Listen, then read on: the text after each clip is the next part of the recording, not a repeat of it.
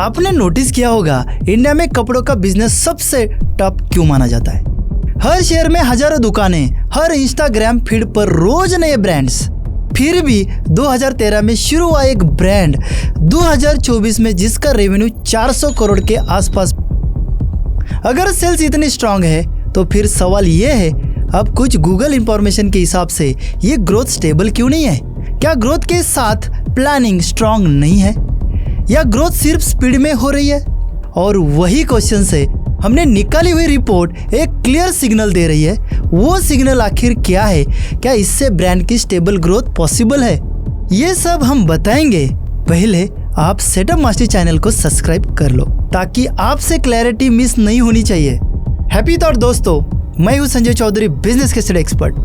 तो आज सवाल ये नहीं है लिबास बना कैसे, आज सवाल ये है लिबास प्रॉफिट बचाकर स्केल करेगा या स्केल करते करते प्रॉफिट खो देगा।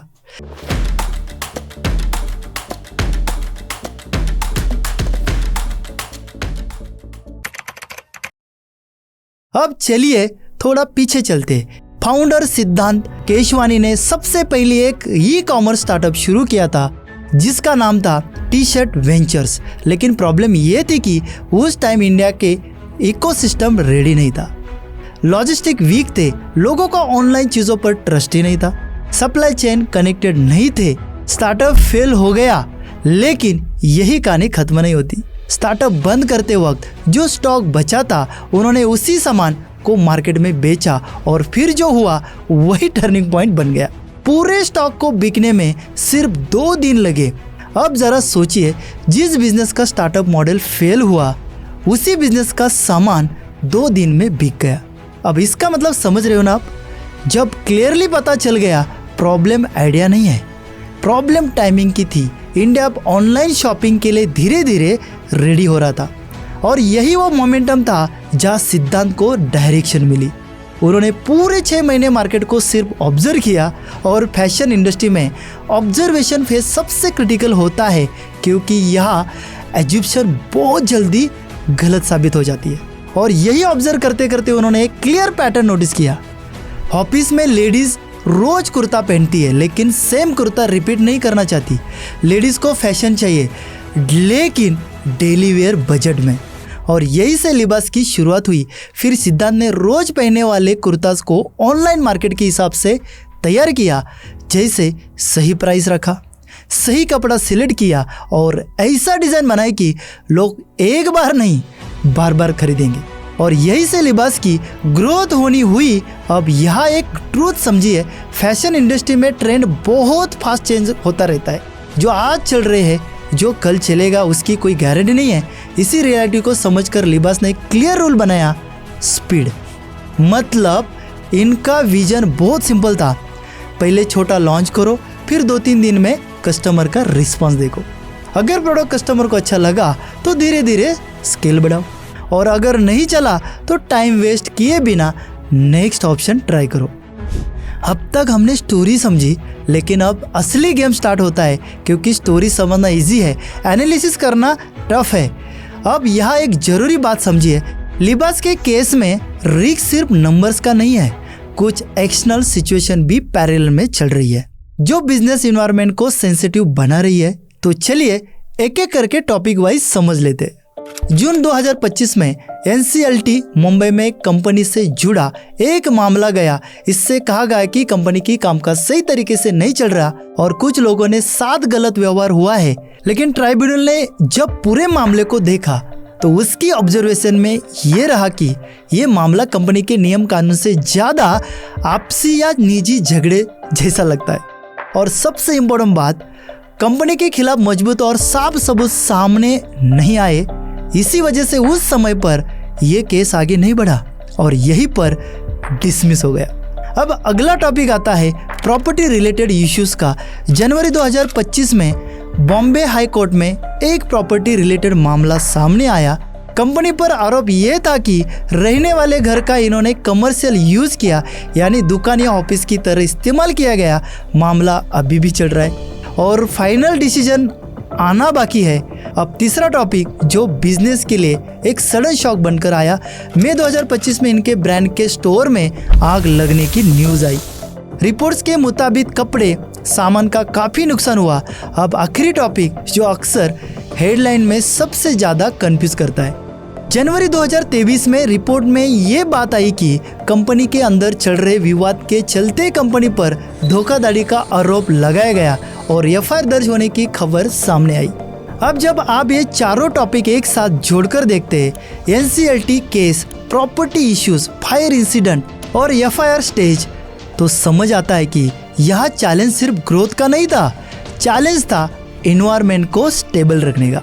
और यही से स्पीड वर्सेस प्लानिंग वाला सवाल और भी ज़्यादा इम्पोर्टेंट बन जाता है। अब हम आगे बढ़ते हैं रियल एनालिसिस की तरफ। लिबास का ग्रोथ पोटेंशियल स्ट्रांग है, मतलब सिद्धांत केशवानी और लिबास की जोड़ेक प्रोबेबिलिटी 99% तक अलाइन है। मतलब ये बिजनेस सिर्फ सर्वाइव करने वाला नहीं, एक्सपांड करने वाला बिजनेस है। मार्केट में पहचान बन सकती है, नेटवर्क ग्रो कर सकता है, लॉन्ग टर्म प्रॉफिट स्टेबल रह सकता है। ये सब स्ट्रांग पॉजिटिव सिग्नल है, लेकिन वार्निंग भी उतनी ही स्ट्रांग है। स्पीड वर्सेस प्लानिंग का बैलेंस रखना जरूरी है। बैलेंस शब्द सिंपल लगता है, लेकिन यही शब्द बिजनेस को या तो सेव करता है या तो पूरा डुबा देता है। क्यों? क्योंकि सिद्धांत की नेचुरल वर्किंग स्टाइल है सोच कर चलना, प्लानिंग करना, सिस्टम बनाकर आगे चलना। और दूसरी तरफ लिबास की नाम की एनर्जी है तेज पुश, जल्दी मूव, जल्दी एक्सपांड, और यही से मिसमैच शुरू होता है। इसीलिए रिपोर्ट का प्रैक्टिकल मैसेज बहुत सिंपल है। कंपनी को डेली लेवल पर स्पीड चाहिए और स्ट्रैटेजिक लेवल पर डिसिप्लिन चाहिए। मतलब छोटे फैसले फास्ट हो तो चलेगा, जैसे ऑफर्स ट्विक करना, creative changes, stock rotation, daily operation, क्योंकि यही से मोमेंटम बनता है। लेकिन बड़े फैसले प्लान से होने चाहिए, जैसे नई category launch, expansion, heavy inventory push, big hiring, major investment, क्योंकि यह एक गलत स्टेप से सीधे प्रॉफिट, कैश फ्लो और टीम पर प्रेशर पड़ता है। और यहीं पर मुझे वॉरेन बफेट की लाइन याद आ रही है, risk comes from not knowing what you are doing. मतलब रिस्क स्पीड से नहीं आता, रिस्क आता है क्लैरिटी के बिना डिसीजन लेने से। अब जब इसे दूसरी रिपोर्ट से कनेक्ट करते हैं तो पिक्चर और क्लियर हो जाती है। लिबास के आसपास का इन्वायरमेंट सेंसिटिव रहा है। Legal disputes, property and compliance issues, fire जैसे इंसिडेंट्स, और ये सब एक बात दिखाती है, रिस्क सिर्फ मनी का नहीं है, रिस्क रिप्यूटेशन और ट्रस्ट, क्रेडिबिलिटी का है। अब देखो दूसरा रिपोर्ट क्या कह रहा है। सिद्धांत का डेस्टिनी नंबर 6, लिबास का डेस्टिनी नंबर 1, और डेस्टिनी नंबर के अनुसार उनकी कंफर्टेबिलिटी है 65%। बिजनेस लैंग्वेज में 65% मतलब होता है workable, match, but automatic smooth नहीं है। अब 1 और 6 की एनर्जी समझिए। एक मतलब एक्शन, ग्रोथ, फास्ट डिसीजन। 6 मतलब stability, reputation, risk control. Problem तब आती है जब 1 बोले अभी चलो, 6 बोले पहले सोच लेते। लेकिन अगर रोल्स क्लियर हो, मतलब 1 नंबर ग्रोथ ड्राइव करे और 6 नंबर सिस्टम और स्टेबिलिटी संभाले, तो यही 65% बहुत पावरफुल बन जाती है। और दोस्तों, यह एक लाइन क्वाइटली हिट करती है। लिबास की स्टोरी असल में सिर्फ लिबास की नहीं है, ये हम सब की स्टोरी है। क्योंकि हम भी लाइफ में कई बार यही करते हैं। बाहर से ग्रोथ दिखती है, काम चल रहा है, नाम चल रहा है, पैसा आ रहा है, लेकिन अंदर सिस्टम स्लोली क्रैक हो रहा होता है।